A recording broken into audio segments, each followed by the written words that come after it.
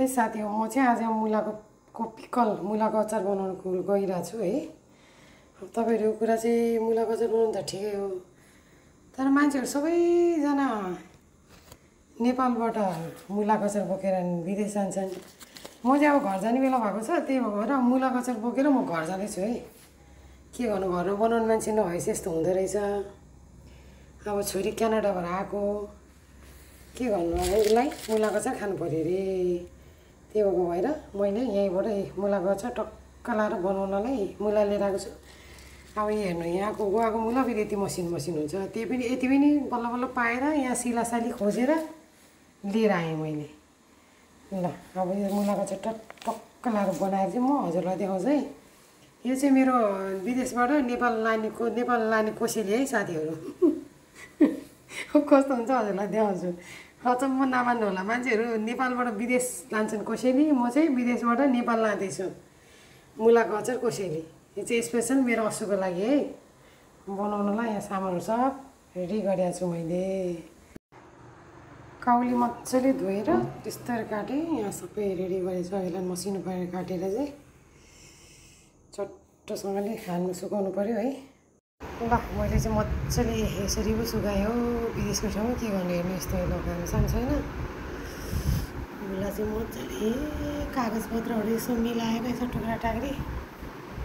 ल यस्तो छ यहाँको चाहिँ यस्तो फ्यानमा मजाले यसलाई हल्का ओइलाउनु पऱ्यो क्या।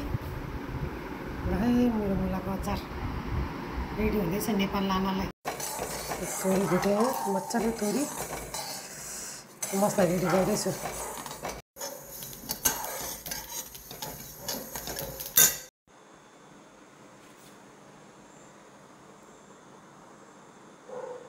ल मैले फ्यानमा चाहिँ 4-5 घन्टा नै ओइलाएँ होला यसलाई।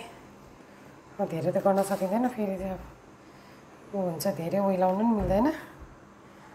ट्याक्क लाएर मसला राखेर मोल्छु है त। मैले यसमा चाहिँ ट्याक्क लाएर अहिलेको मसला मजाले पिनेको थिएँ।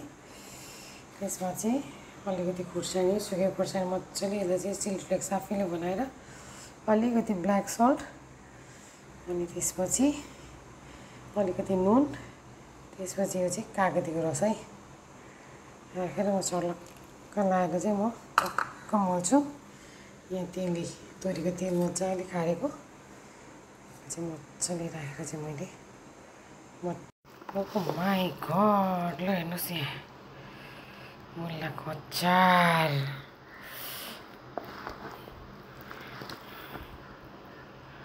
पिकल रेडी, ल रेडी।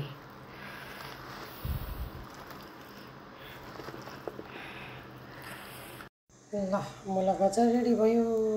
यो डिब्बाभरि चाहिँ म लिएर जाने हो नेपाल। लग्न चाहिँ पाउँछ कि पाउँदैन भन्ने चाहिँ डाउट पनि भइरहेको छ, तर पाउँछ होला। त ल्याउनु पाउँछ नि, अब लिएर जानु त पाइहाल्ला नि। ल नेपाल लग्नको लागि चाहिँ मुलाको अचार रेडी भयो है। मान्छेहरू सबैजना नेपालबाट बनाएर लिएर जान्छन्, म चाहिँ नेपालमा बनाएर लिएर जाँदैछु। ल